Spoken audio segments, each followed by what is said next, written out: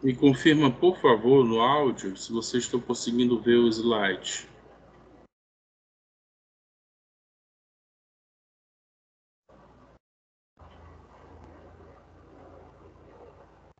Para nós iniciarmos.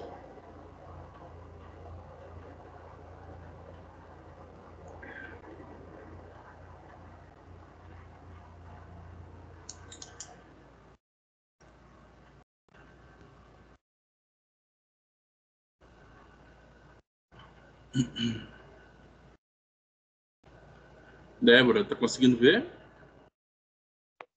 Confirma pelo áudio, por favor. Sim, professor. Beleza. Dá Então para ver vamos sim. começar. Bacana. Então vamos começar a nossa apresentação de hoje. Ela vai ser mais curta do que a média, tá? Mesmo porque eu tenho uma atividade familiar daqui a pouco e ela vai gerar em torno de uma hora e pouco, tá? Então, a nossa apresentação de hoje trata do tema do realismo periférico. Tá? O realismo periférico é uma abordagem que surgiu aqui na América Latina na década de 90, tá? Ou seja, é uma teoria que já tem aproximadamente 30 anos de existência. Tá? E essa teoria ela tenta abarcar não só a realidade da Argentina propriamente, mas também uma tentativa de se abarcar a realidade latino-americana. Obviamente que durante a apresentação eu vou apresentar algumas nuances para vocês a respeito desse realismo periférico, né? E de como ele, de certa maneira, se consolidou aqui na América Latina. Vou passar aqui.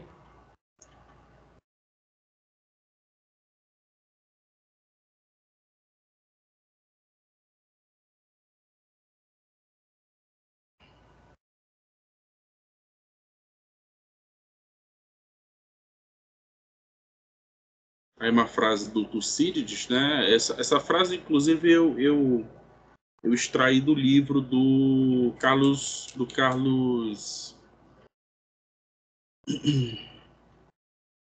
Escudé, tá? Os fortes fazem o que podem, e os fracos sofrem o que é necessário. Frase de Tucídides. Esse é o autor que nós vamos abordar hoje, é o Carlos Escudé. Ele nasceu em 1948 e faleceu recentemente, em 2021. Carlos Escudé foi uma das inúmeras vítimas da Covid-19. Tá?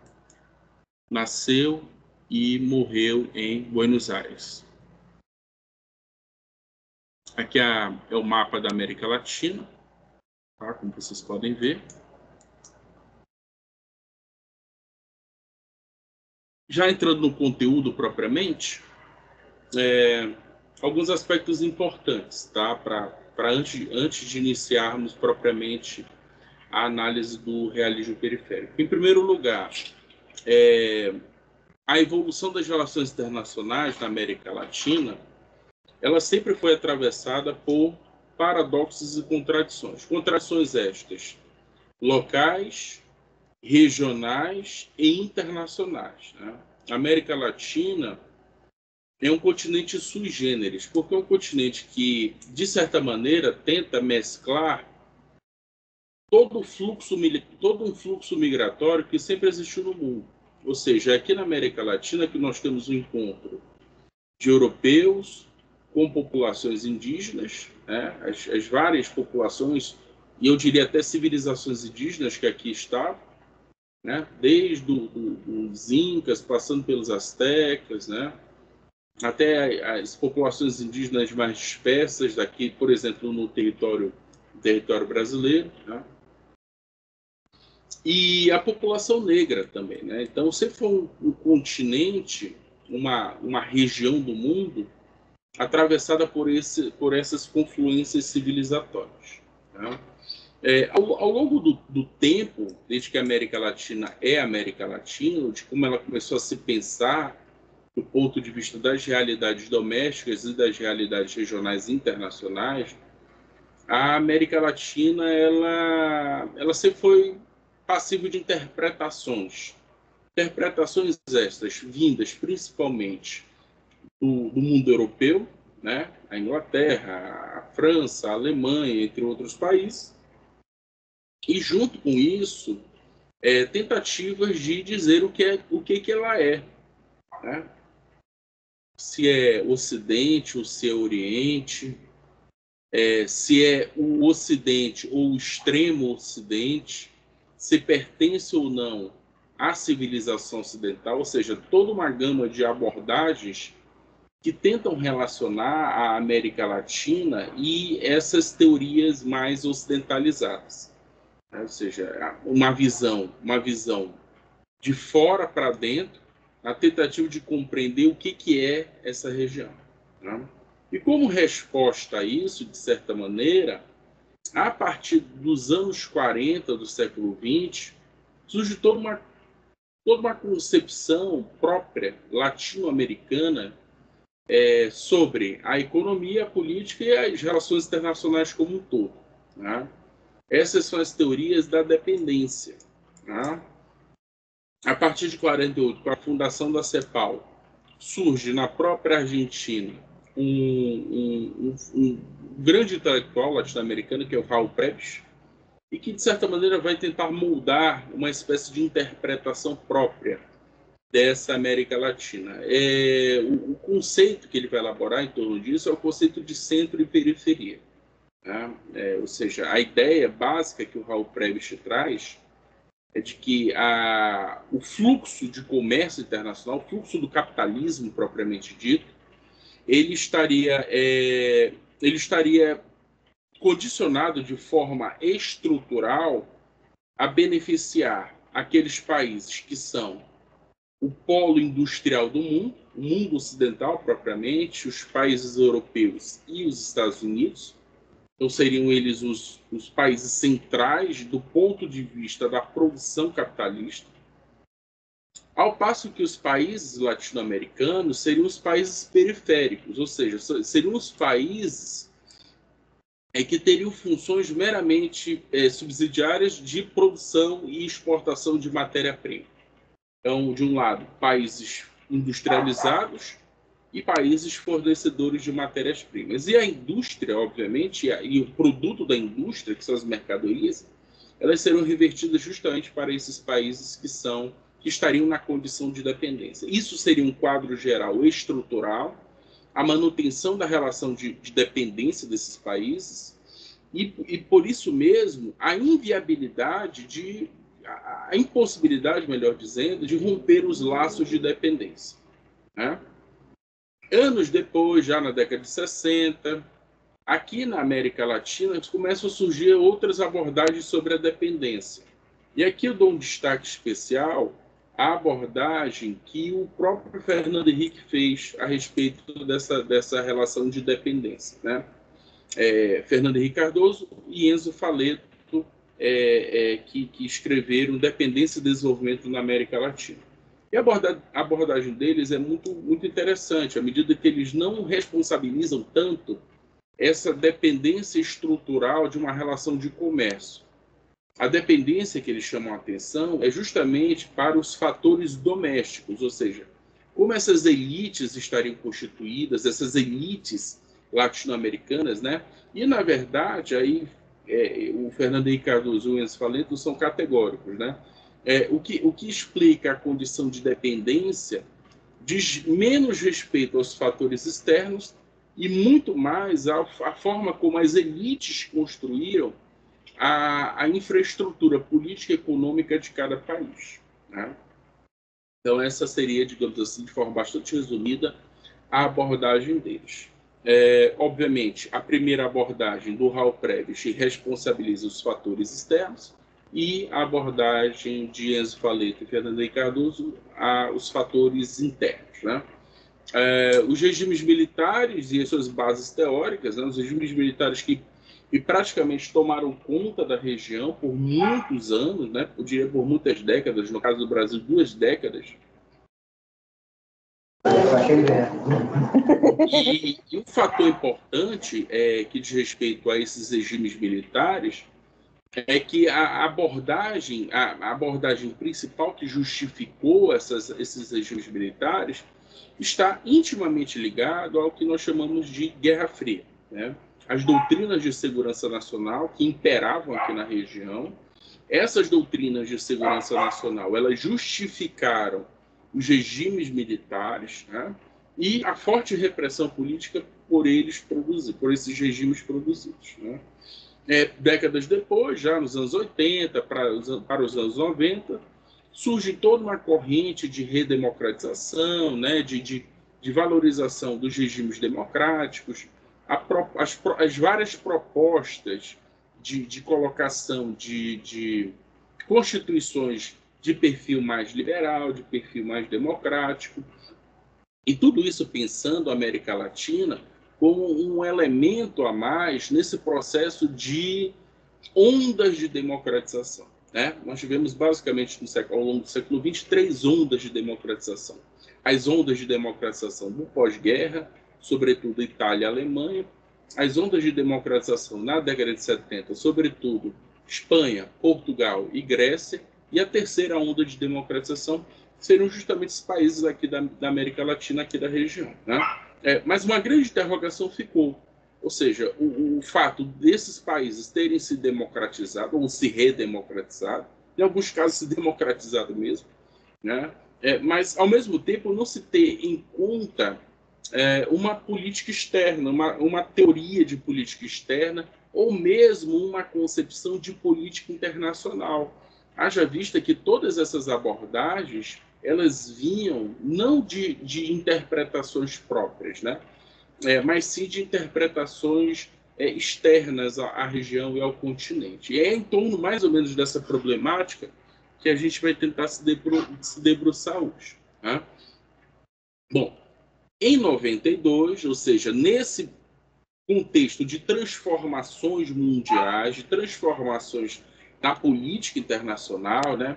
É só lembrar, 1989, queda do Muro de Berlim, 1991, o fim da União Soviética, né? 1990, o início da Guerra do Golfo. Então, algumas transformações importantes no começo do século XX, desculpa, melhor, no final do século XX, foram caracterizando esse tipo de sistema, né? Esse novo sistema que iria surgir. Eu vou mais à frente, eu vou tentar tipificar para vocês esse retorno, esses 30 anos de política internacional, vou tentar tipificar para vocês que ordem é essa, que sistema é esse, tá? Mas no primeiro momento é bom situar o nosso objeto de análise aqui, que é a obra do Carlos Escuder. E o Carlos Escuder vai com isso buscar uma compreensão desse mundo em transformação, né?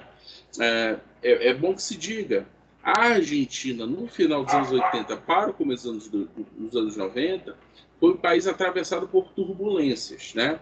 1982, Guerra das Malvinas, a Argentina ela é derrotada em 3 semanas. Ela é derrotada justamente pelo exército britânico, né? O regime militar argentino ele vai, a partir daí, se deteriorando, né? E produziu na Argentina não uma transição aos moldes do Brasil, que aqui no Brasil foi uma transição lenta, gradual, segura, mas uma transição que foi, de certa maneira, harmonizada entre aqueles dirigentes que estavam de saída, no caso os militares, e os novos dirigentes, o poder civil, que estava assumindo as rédeas do controle político, né? Na Argentina não foi bem assim. Lá a coisa foi muito turbulenta. O regime militar argentino foi um regime militar muito brutal contra a população civil. Estima-se, por exemplo, que o regime militar argentino tenha vitimado entre 15 e 30 mil pessoas, né? Ou seja, um país praticamente do tamanho de São Paulo, ter vitimado tanta gente assim é alguma coisa bastante extravagante, no mínimo, né? E é nesse contexto de transição turbulenta, na derrota militar em 82, a transição para a década de 90, para a transição do regime autoritário para o regime democrático, que é nesse contexto que o Carlos Scuderi tenta, de certa maneira, formular um modelo de inserção internacional. Claro, um modelo de inserção internacional baseado naquilo que ele está vendo como desenho, como contorno do mundo, né? A emergência de uma potência unipolar, no caso dos Estados Unidos, né? A ausência de desafios estratégicos, ou seja, o colapso da União Soviética. A China, até então, era um país também fazendo a sua transição turbulenta, né? Não podemos nos esquecer que no começo dos anos 90 foi o período onde a China enfrentava alguns desafios internos, né? A Praça da Paz, por exemplo, aqueles eventos em torno da Praça da Paz, aqueles estudantes na frente de tanques de guerra, etc. Tudo aquilo ainda mostrava que a China era um país que estava se reestruturando internamente, né? Período pós-maoísta, ou seja, o período com o governo de Deng Xiaoping, e é um período também de reestruturação interna, né? A China até então não era um desafio estratégico aos Estados Unidos, não representava nem mesmo a natureza de uma potência ou mesmo de uma superpotência. Então, algumas categorias importantes aqui, isso é mais de ordem teórica, tá? Mas isso pode ser importante numa discussão posterior sobre a questão mesmo do realismo periférico. Então, como é que o Scudé vê essa questão? Tá? Ele vê, como todo realista, ele vê o Estado como a própria unidade de análise. Tá? O Estado como a própria unidade de análise. E isso é um ponto pacífico entre todos os realistas, tá? Que é o realismo clássico de Morgenthau, que é o realismo o neorrealismo de Waltz, que é o realismo neoclássico de Kissinger, ou seja, qualquer escola realista vai ter o Estado como sua própria unidade de análise, tá? Segundo ponto importante, a proeminência do conceito de segurança sobre o conceito de interesse nacional. Tá? Ou seja, ele não abraça aquela abordagem mais tradicional do realismo que enfatiza o interesse nacional. Ele vai enfatizar, sobretudo, o conceito de segurança.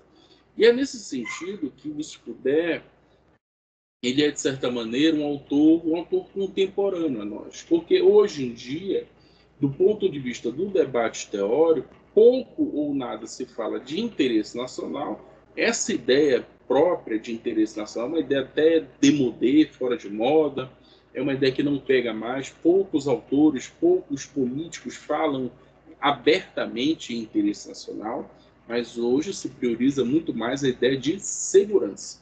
Né? Tanto que esse termo segurança ele vai servir tanto para a afirmação de categorias do plano doméstico, né? Ou seja, imaginem, por exemplo, segurança alimentar, segurança pública, segurança energética, como também pensando nos aspectos de relações internacionais, como, por exemplo, a segurança em relação às armas nucleares, às armas estratégicas, segurança das armas táticas. Há toda uma escola de relações internacionais também preocupada com elementos de segurança, que é a escola de Copenhague, né? Que é a escola que vai abordar os elementos de securitização. A securitização da ordem internacional, em detrimento da ideia de defesa. Tá? Terceiro ponto importante, fundamental no realismo do começo dos anos 90. Que princípio é esse? É o princípio da hierarquia e não da anarquia, né? Como um princípio que vai ordenar todo o sistema internacional. O próprio Scudé, ele pontua muito bem isso, né? O mundo não é anárquico, o mundo é hierárquico. O mundo das superpotências é um mundo específico. Ele não é anárquico. O mundo das potências médias é outro mundo específico. E o mundo dos países pobres, dos países rebeldes, dos países que estão fora, mais ou menos fora do sistema internacional, também respondem a implicações internacionais.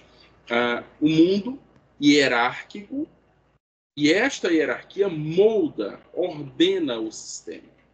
Então, de certa maneira, ele vai deslocar o aspecto anárquico, ele vai pensar de forma a mutação desse sistema de uma anarquia para uma hierarquia.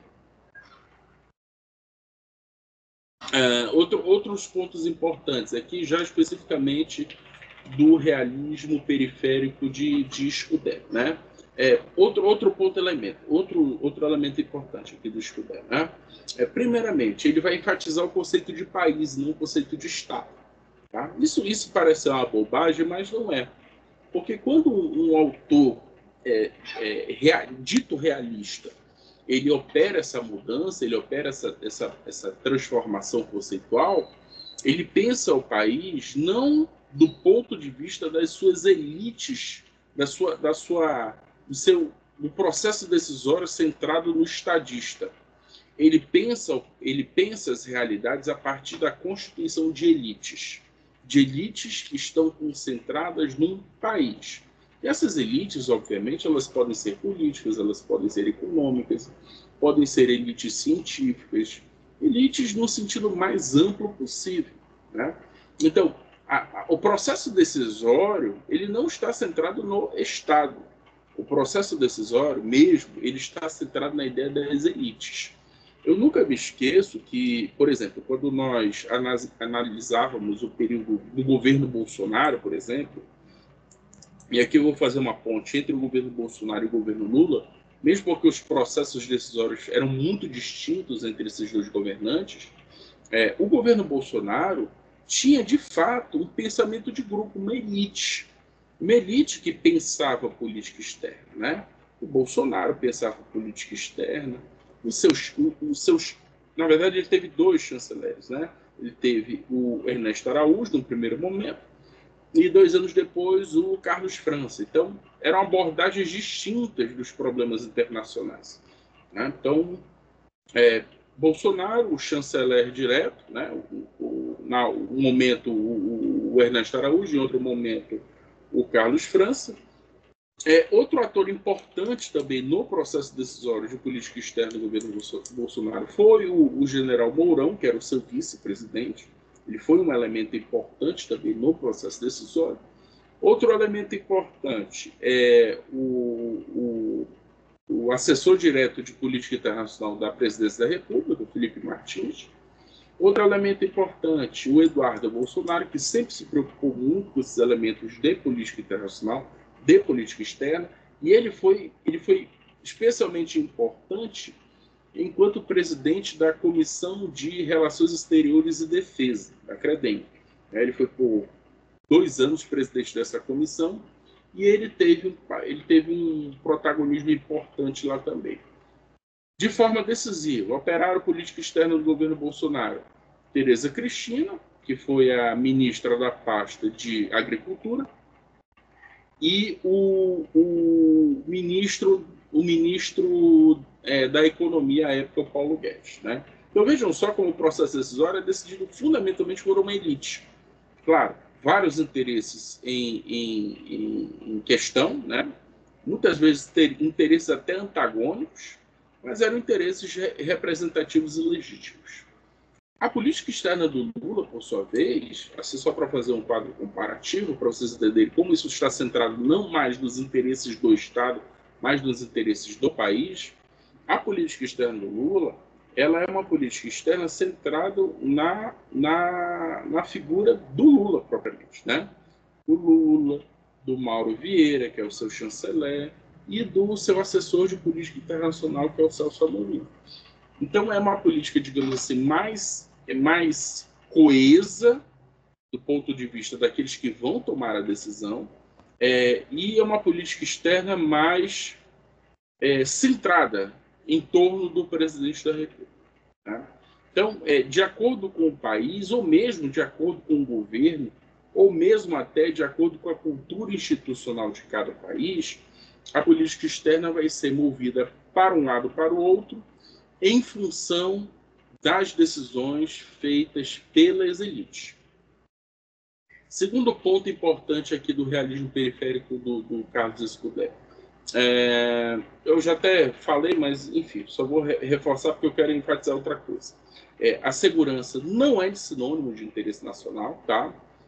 São coisas bem diferentes. Scuderi, inclusive, não considera esse aspecto de interesse nacional na sua abordagem. Ele vai enfatizar fundamentalmente o tema da segurança. E é em torno da segurança que ele vai pensar o problema do desenvolvimento econômico. O diagnóstico do Carlos Scuderi é muito categórico. É mais ou menos assim.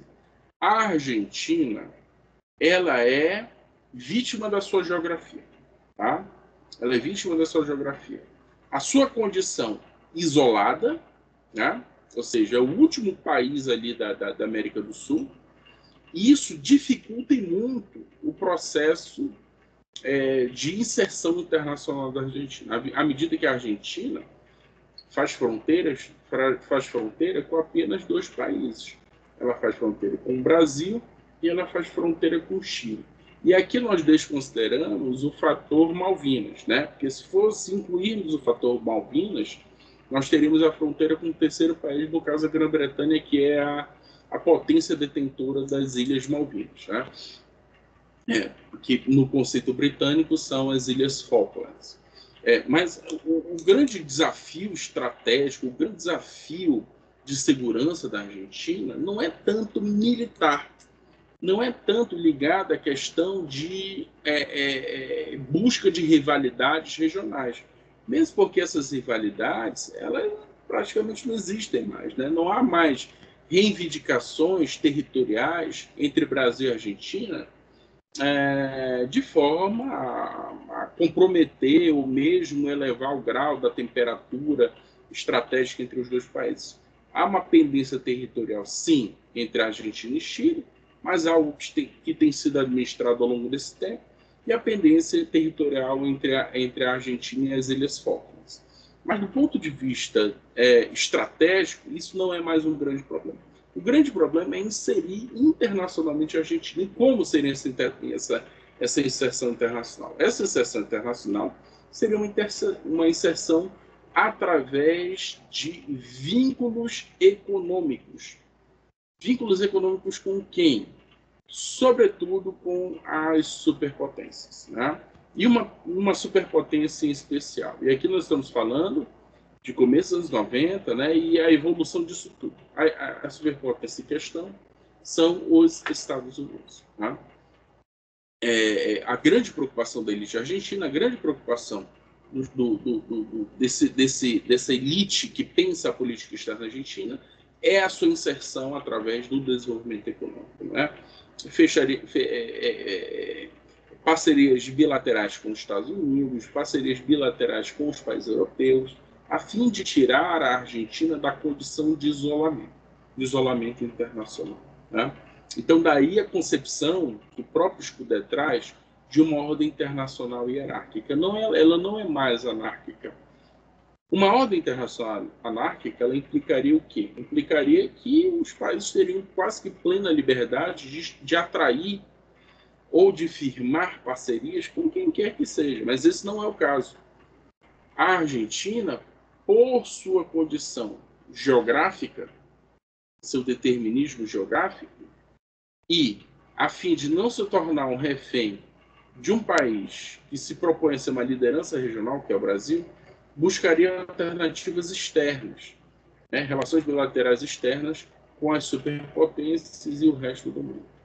Esse é basicamente o grande recado aí do realismo periférico do Carlos Scuderi. Vamos avançar um pouquinho. Pensando agora em termos de política externa, qual é o diagnóstico que é feito? Isso, turma, é um diagnóstico dos últimos 30 anos, tá? Scuderi, digamos assim, ele avaliou nos últimos 30 anos o que é um período de muita turbulência, de muitas mudanças no sistema internacional, né? Mas algumas coisas são, digamos assim, mais estruturadas, que ficam, né? Então, vejam só, primeiramente, a estabilidade de uma ordem unipolar depois da Guerra Fria. Tá? Derrotada a União Soviética, a consolidação de uma única potência, de uma única superpotência, daí o conceito de ordem unipolar. Tá? E os desafios a essa ordem unipolar, eles apareceram muito recentemente. Eu vou destacar dois grandes desafios à superpotência. Tá? O primeiro grande desafio foi o terrorismo islâmico ali materializado nos ataques do 11 de setembro de 2001. Aquilo de certa maneira, foi um abalo sísmico na ordem unipolar. Né? Em decorrência disso, foram iniciadas duas guerras no Oriente Médio. A guerra que se inicia em 2001, que é a Guerra do Afeganistão, para combater o regime talibã, que abrigava até então a organização de Osama Bin Laden, a Al-Qaeda, e um segundo momento, uma guerra contra o Iraque, sob a alegação de que o Iraque violaria direitos humanos, que o Iraque estaria iniciando um processo de enriquecimento de urânios, né, de armas para usos, para fins militares, etc. Então, 2001 e 2003, duas guerras se iniciam. Tá? E, com isso, há toda uma preocupação de segurança internacional, deslocando os interesses unipolares, os interesses da unipolaridade, no caso dos Estados Unidos, em direção ao combate de guerras assimétricas, o início de guerras assimétricas. Primeiramente, contra dois países, né, com uma infraestrutura militar, econômica e social bastante precária, no caso Afeganistão e Iraque. E, num segundo momento, organizações terroristas, né, que vão atuar no mundo inteiro, mas não mais contra os Estados Unidos, muitas vezes, mas principalmente contra países aliados, aí no caso a França, no caso a Espanha, entre outros países, a Inglaterra, né, os países que vão sofrer ataques terroristas, etc. etc. Né? Então, essa ordem unipolar ela começa a expor as suas fragilidades com esses dois eventos, né? O 11 de setembro e, em decorrência disso, as guerras contra dois países específicos. No começo dos anos de 2010, por aí, um novo impulso na ordem internacional vai ser dado pela China. A China emerge não como uma potência bélica, uma potência preocupada em expandir suas fronteiras militares, de ocupar territórios, ou coisa assim. Não. A preocupação da China é uma preocupação fundamentalmente comercial.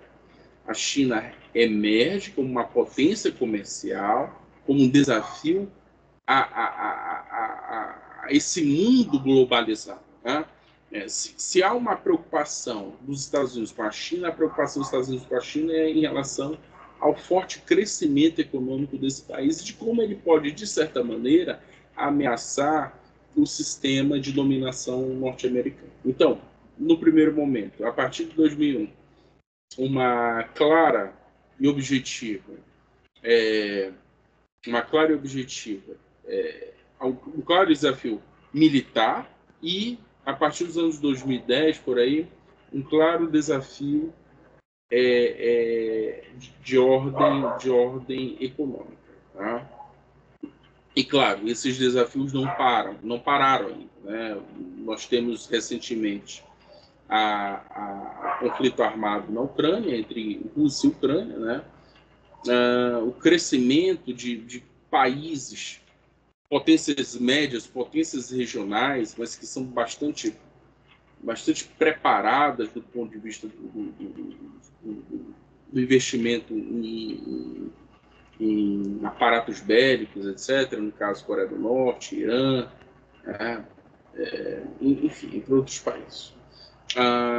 Outro diagnóstico importante na obra de Scudé diz respeito a essa hierarquia de estados. Então, como é que ele vai pensar isso? Ele vai pensar, os estados que comandam, tá? São os rule makers, os países que são os formuladores da ordem, os formuladores das regras. Né? Segundo lugar, os países que obedecem rules takers, né? Os países que vão adotar uma postura muito mais receptiva em relação a essas regras que são formuladas, e os países rebeldes, os estados rebeldes, né? E entendam uma coisa, esses países rebeldes,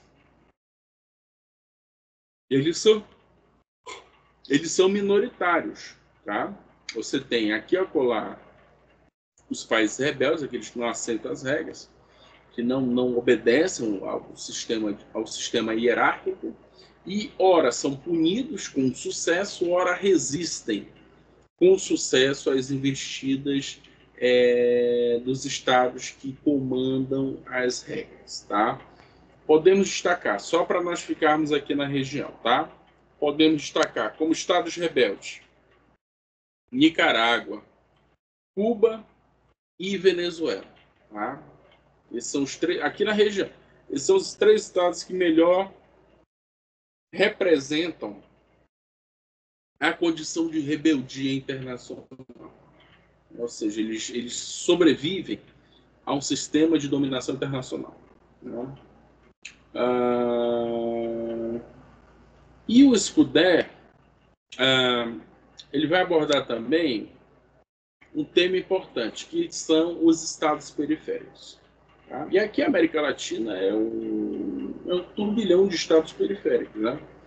Eu acho que praticamente todos os países aqui da região podem ser classificados como poderes medianos ou poderes emergentes, tá? Ou seja, são estados periféricos quase que naturalmente. E aí que está, digamos assim, o valor da teoria, da abordagem que o Scudé formula, a do realismo periférico. Por quê?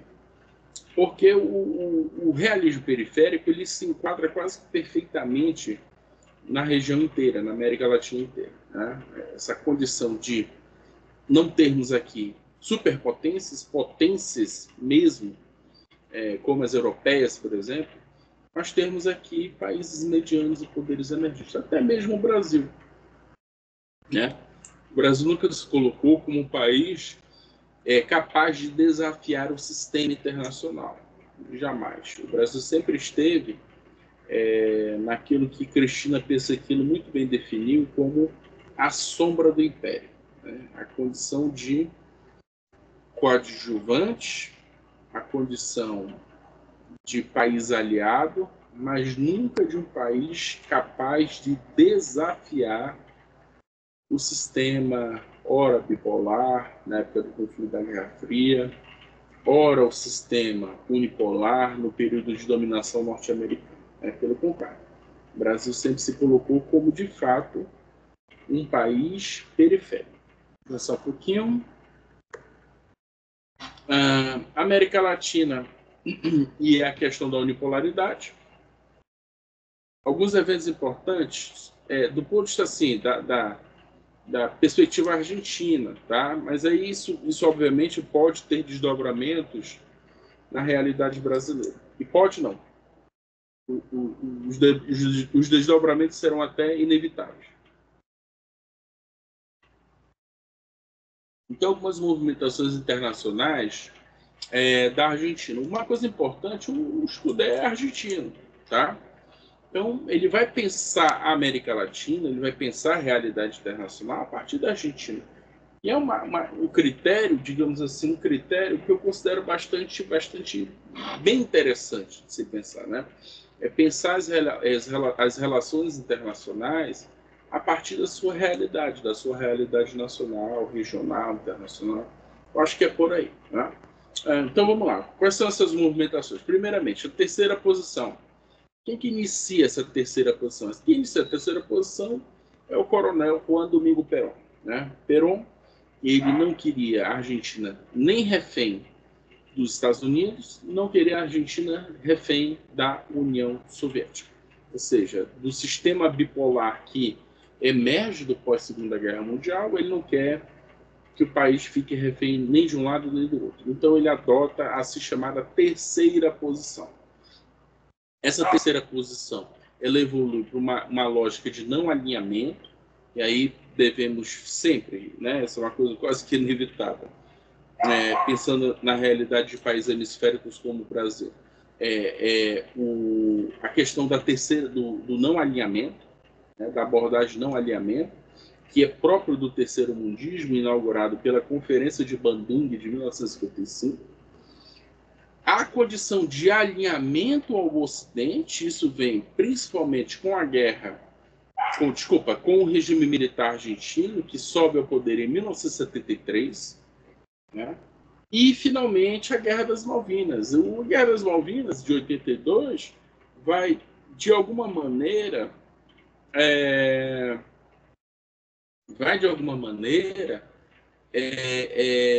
tirar todas as ilusões da Argentina como um país ocidental, um país que pertence às forças do Ocidente, que teria o apoio do Ocidente, que teria o apoio dos Estados Unidos.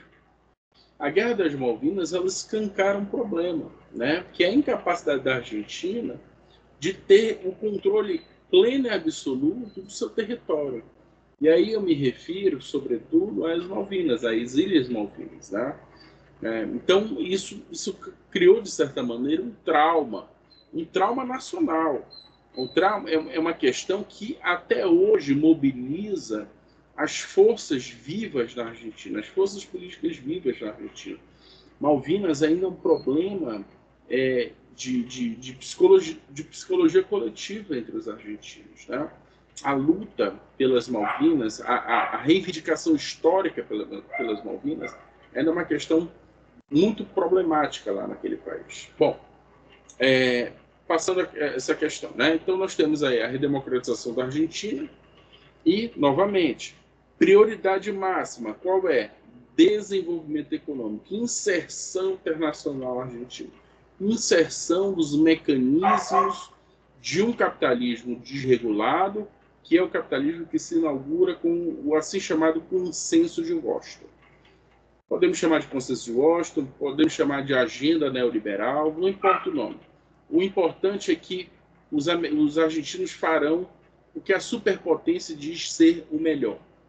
Então, a condição periférica é uma condição de não desafio sistêmico, de não confrontação. A condição de um realismo periférico é uma condição de adesão máxima à superpotência, à superpotência unipolar, né? Então, o desenvolvimento econômico torna-se uma agenda comum, uma agenda de inserção, né? E aí nós temos as idas e vindas desse realismo periférico, né? Porque, ora, ele vai ter uma consagração e vai ter um certo reconhecimento pelas elites argentinas, e, ora, esse realismo periférico ele vai ser rejeitado, ele vai ser negligenciado, né? Então, Menem. O Menem é o personagem que vai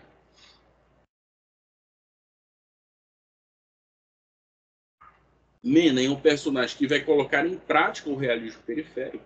Carlos Menem, ex-presidente da Argentina, já falecido, né? E o Menem ele vai adotar a estratégia pensada a partir do realismo periférico, né? Vai acelerar as parcerias com os Estados Unidos, vai acelerar a agenda de liberalização econômica, ele vai acelerar parcerias estratégicas com os Estados Unidos, ele vai acelerar, inclusive, parcerias militares com os Estados Unidos, né? Então, a política externa de Menem foi uma política plenamente americanizada. Superado o período Menem, período Kirchner, né? Depois da saída do Menem, a Argentina entrou numa convulsão política institucional sem precedentes. O casal Kirchner, Néstor Kirchner e a Cristina Kirchner, né? Eles vão guinar a Argentina para uma perspectiva muito mais regionalista, tá? Ou seja, o fortalecimento das relações com o Brasil e o fortalecimento das relações da Argentina com outros parceiros estratégicos. Novamente, Macri vai adotar uma agenda mais de realismo periférico. Alberto Fernandes vai tentar superar o as condicionantes do realismo periférico. E o Javier Milei? O que veio? Né? O que o Javier Milei tem feito? O Javier Milei, e aí a razão desse nosso webinar, né, é certamente um adepto do realismo periférico. Né? Ele tem feito movimentos muito claros em relação a uma adesão a um fechamento de aliança com os Estados Unidos. Tá? Então, Javier Milei, nesses últimos, acho que ele vai completar agora 2 anos de governo, agora em novembro, se eu não estou enganado. Então, ele tem feito movimentos nesse sentido também. Na verdade, Milei vai fazer 1 ano de governo ainda. Então, ele tem feito movimentos nesse sentido também. O realismo periférico, de forma constante e de forma bastante clara, foi o caso de sucesso em 2 países. O Chile, desde a época da concertação, passando pela experiência Boric, tem sido constantemente um país que adotou, né, de forma consistente, o realismo periférico e tem dado certo. E a Colômbia, né?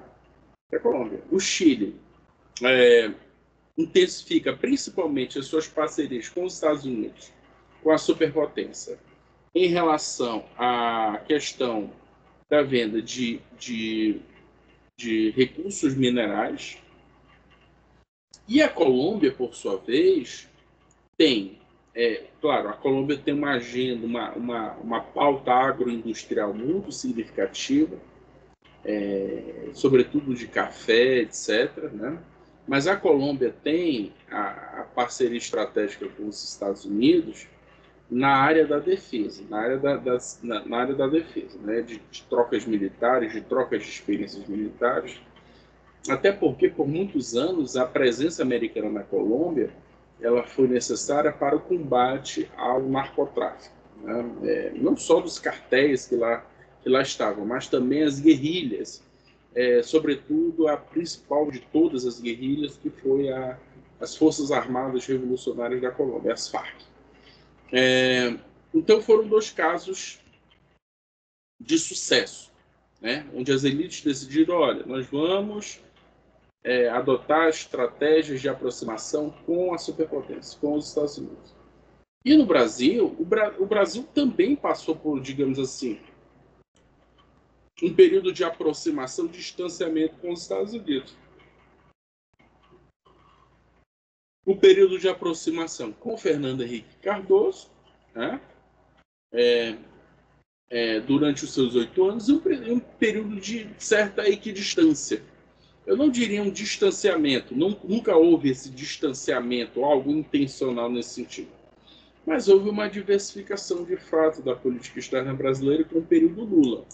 O Lula buscou, primeiramente, fortalecimento do regionalismo, né? E aí a Argentina foi um parceiro importante nesse período.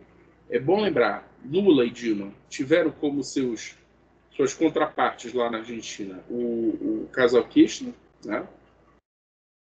E o Lula também buscou uma política mais aberta para outros países, né? E aí, sobretudo, a China. Tanto que foi no período Lula que a China tornou-se o maior parceiro comercial do Brasil e deixou os americanos, depois de quase um século, de fora, em segundo lugar, em terceiro lugar, em alguns casos, né?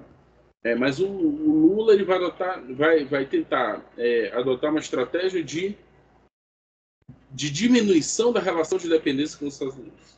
Tá? Então, nesse sentido, ele de certa maneira vai rejeitar esse realismo periférico na América Latina. E aí, para terminar, nós estamos diante de alguns desafios, né? Primeiramente, uma ordem bipolar ou uma ordem multipolar. São questões importantes, né? O mundo vai transitar para o quê? O mundo inicia uma nova Guerra Fria e a resposta para isso, se o mundo vai iniciar uma nova Guerra Fria, uma Guerra Fria, como dizem por aí, uma Guerra Fria 2.0, resta saber se essa nova Guerra Fria vai ser entre Estados Unidos e China ou entre Estados Unidos e as forças ocidentais contra China e Rússia, né? E qual seria o papel do Brasil nisso? Ou simplesmente seria uma ordem multipolar, onde cada nação formularia seus conceitos, entraria no desafio regional, fundamentalmente. O mundo me parece uma coisa ainda, uma grande incógnita nesse sentido. Ainda não temos respostas muito claras para isso. E, obviamente, como não há respostas muito claras em relação a isso, se o mundo vai guiar para uma bipolaridade, para uma multipolaridade, fica muito difícil dizer com isso se o realismo periférico vai se sustentar e vai sobreviver a esses movimentos, a essas placas tectônicas, né? E o Brasil ainda é um país importante do ponto de vista da observação e da sua relação com a Argentina, né? E resta saber ainda se o Brasil ainda será um parceiro importante para a Argentina. Tá? Temos visto nos últimos anos uma aproximação, uma substituição vimos, pelo menos no governo passado do Alberto Fernandes, né? Uma substituição do Brasil por conta do governo que tínhamos, do governo Bolsonaro, e uma substituição dos Estados Unidos, principalmente por conta do governo Trump e do governo Biden, uma substituição desses dois países, Brasil e Argentina, pela China, né? A ponto de o Alberto Fernandes ter firmado alguns contratos, esses contratos já foram todos rasgados, né? Para o exercício militar no Atlântico Sul, né? Na parte argentina do Atlântico Sul com a China, uma parceria, digamos, uma parceria militar entre China e Argentina. Com a mudança de governo na Argentina, esses exercícios militares foram todos suspensos. E o que Milei fez? Milei não se aproxima do Brasil por conta da mudança de governo que tivemos, né? A incompatibilidade entre Milei e Lula é similar à incompatibilidade entre Alberto Fernandes e Bolsonaro. E o Milei faz uma segunda operação estratégica importante. Se distancia do Brasil por conta do Lula e se distancia da China e vai em direção aos Estados Unidos, aos interesses americanos. E essas mudanças, elas ocorreram num prazo mínimo, isso tem coisa de 2 anos, ou seja, uma coisa muito recente. Então, essas ambiguidades, essas mudanças de direcionamento, isso tudo, de certa maneira, prejudica não só a posição internacional da Argentina, mas também a posição internacional do Brasil. Porque com isso, o que se tem como resultado direto? A paralisação de todo o nosso arranjo regional, de todo o nosso arranjo em torno de temas como economia, como cultura, geopolítica, como economia. E isso de certa maneira prejudica, isso está simbolizado principalmente na paralisia do Mercosul, né? Hoje o Mercosul é uma organização que padece de elementos de evolução, né? Hoje o Mercosul é praticamente uma organização em paralisia.